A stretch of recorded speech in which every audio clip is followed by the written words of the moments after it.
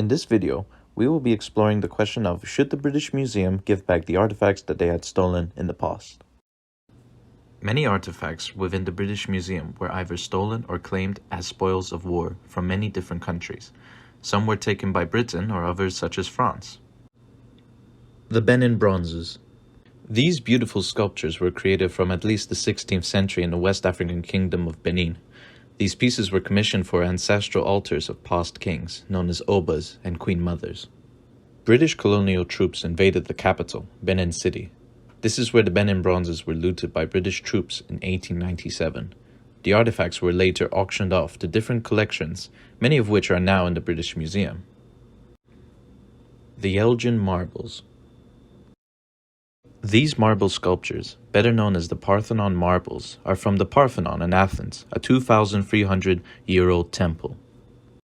In 1801, a British official named Lord Elgin took dozens of the sculptures back to England. Elgin was a lover of arts and antiques.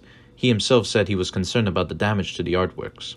During this time, the Greek temples were under Ottoman sway. He claimed he had permission from the Greek leaders, but those leaders claimed he stole them. The Rosetta Stone.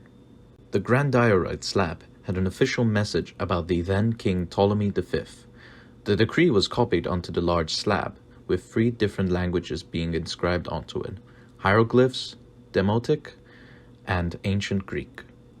The stone was found by French soldiers during Napoleon's 1798 campaign in Egypt.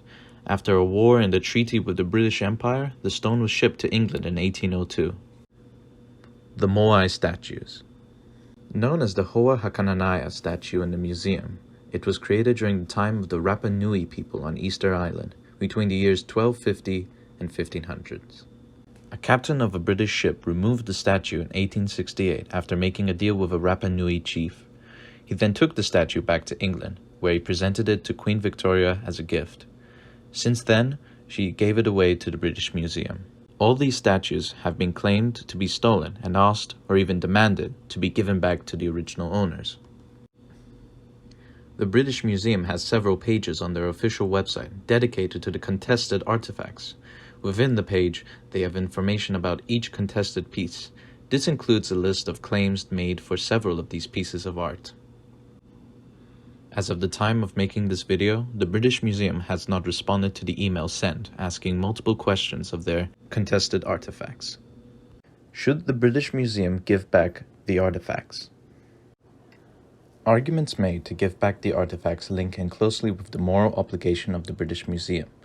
With the place of origin requesting the collection back, would it not be morally correct to give them back?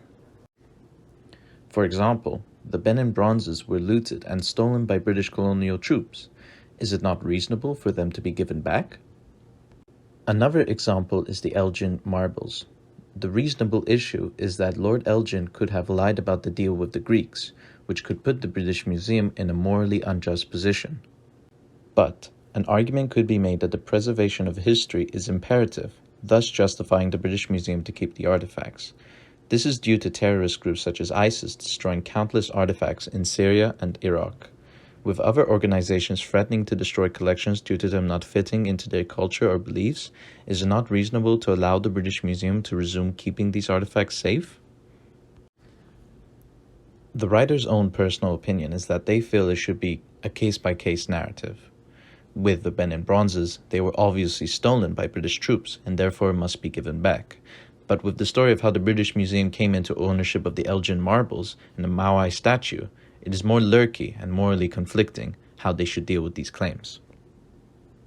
On one hand, the place of origin does have claim over initial ownership, but if the story of these artifacts being given as a gift or bought is true, the British Museum should be allowed to show the collections.